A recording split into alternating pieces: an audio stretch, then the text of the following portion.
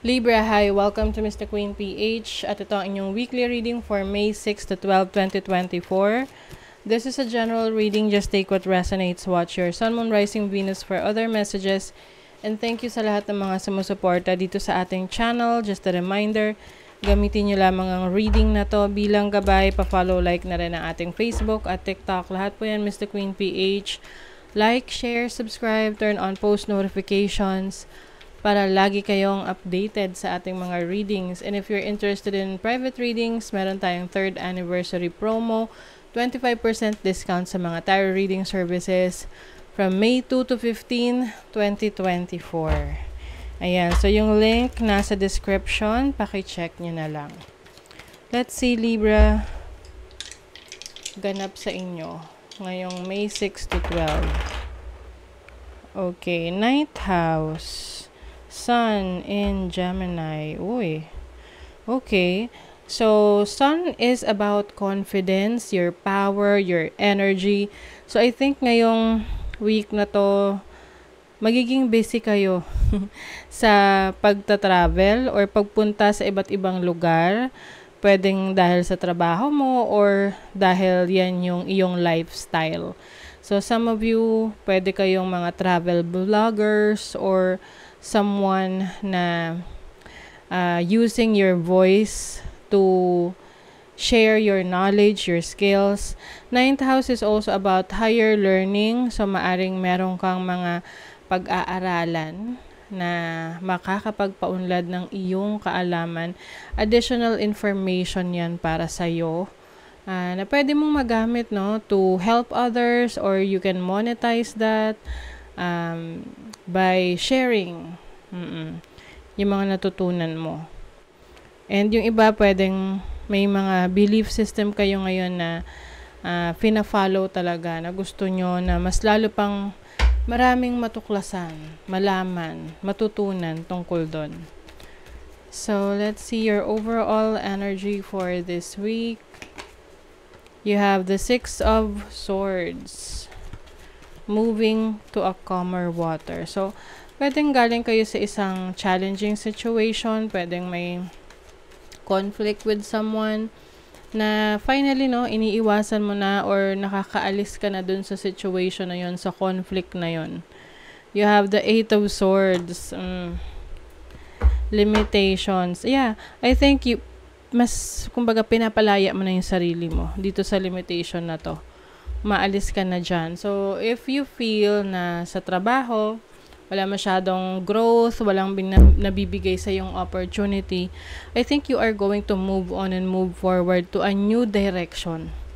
Pwedeng bagong trabaho, bagong company na papasukan mo na kung saan mas marami silang maibibigay na opportunities sa inyo. Yung iba naman, pwedeng meron kayong mga ipupursue na dati natatakot kayong gawin kasi pakiramdam nyo, hindi nyo kaya.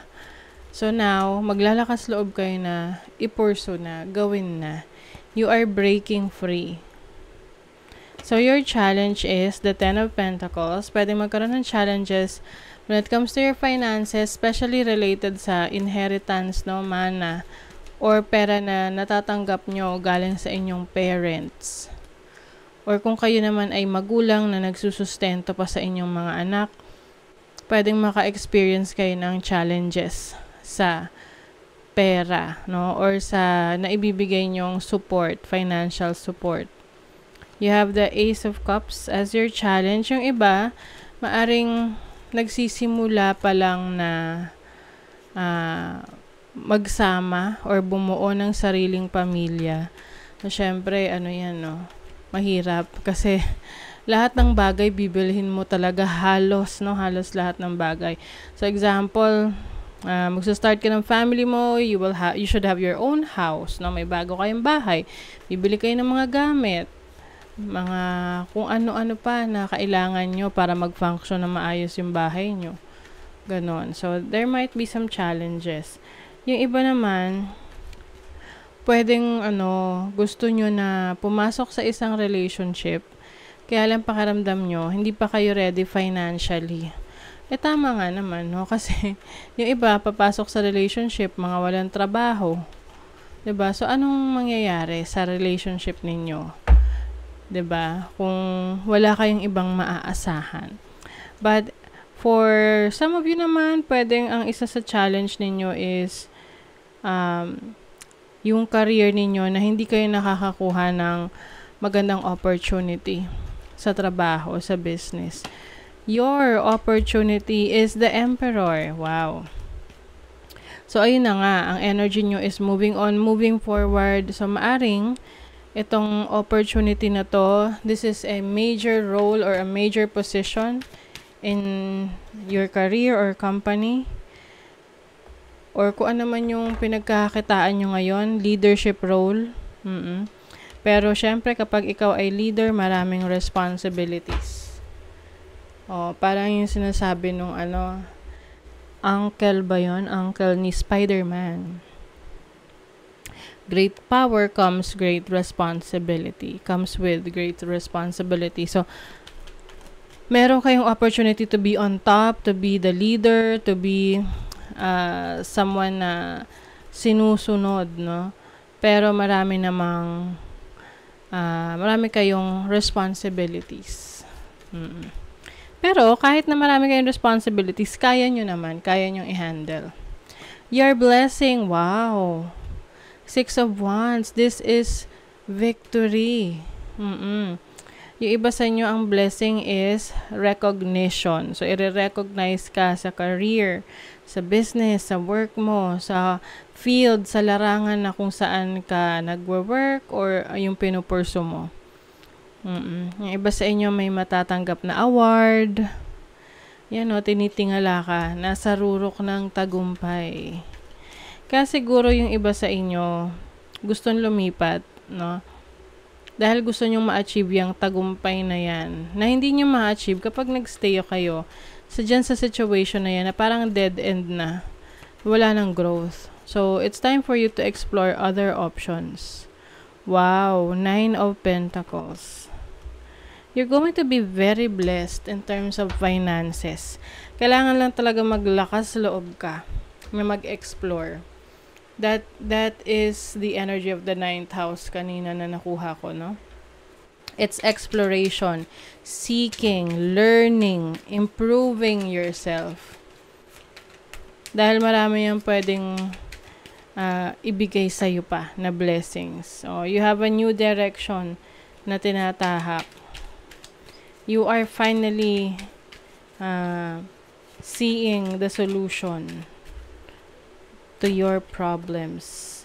So, you also have the energy of youth, mutable signs, breaking free, rebellious, idealistic. So, I think ngayon, hindi kayo magpapakontrol sa iba. You have your own decisions, no? And, yun yung susundin nyo. Very independent yung energy ninyo. So, you will pursue things na masasabi mong hindi ka napapakailaman ng ibang tao. You know, you don't need to report to someone every now and then about sa trabaho mo. Freedom. Yung iba, pwedeng mag-start ng freelancing business ninyo or any type of job or source of income na hawak mo yung oras mo. Peace. Just because some people are fueled by drama doesn't mean you have to attend the performance. Make your life a drama-free zone. Ayan. So, iwas ka na sa drama ng buhay. Pag alam mong, oops, ang issue, ang toxic, no? Iwas ka na dyan. You don't want to stress yourself sa mga ganyang klaseng situation na alam mong kahit anong ipayo mo, hindi naman nila pakikinggan kasi mas gusto nila yung drama. Rituals.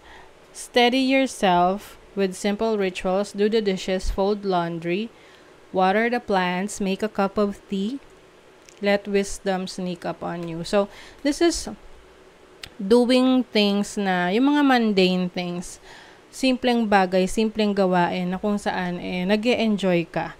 dahil mas nakakapag-concentrate ka, mas nakakapag-focus ka, at mas kalmado ka. So, I think yun yung isa sa mga activities na gagawin mo ngayong week na ito. Okay? So, that is your reading, Libra. Thank you so much. Bye!